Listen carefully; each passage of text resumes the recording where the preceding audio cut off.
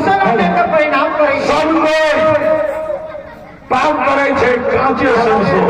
लेकिन अहाँ की करब किसी को फीस बात पे ज्यादा कर रहे हैं हाँ बहुत शुक्रिया धन्यवाद सारा पर सरसों तोड़ का और खपरे में भूज देवे और भूज का उस रीति पर है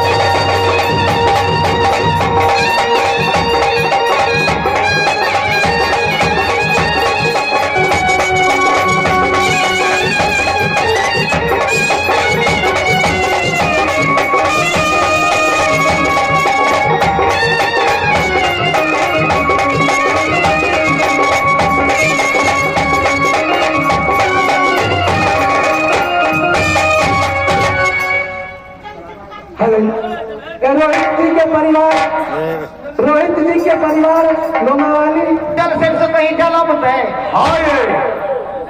सब लोग कच्चा छिटे है जल में जल के भूज कर छिटवे सदी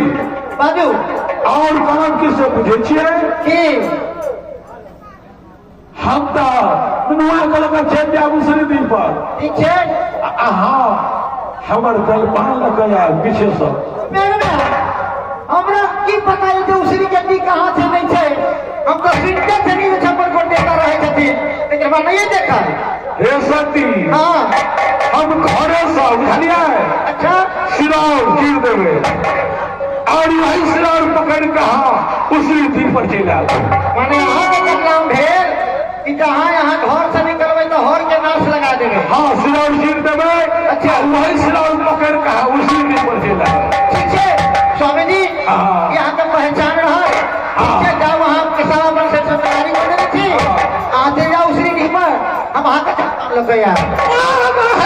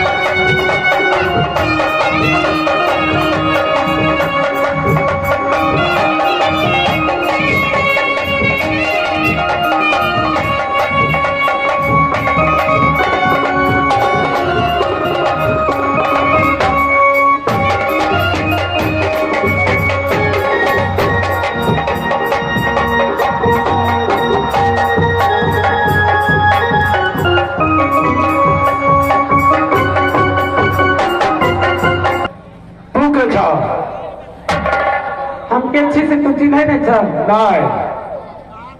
हम धरती माता धरती की कहना चाहे छ तोरा यह कहले लियो जे उसरी की इज्जत नहीं तू छोड़ दे ए धरती उसरी दी हमारा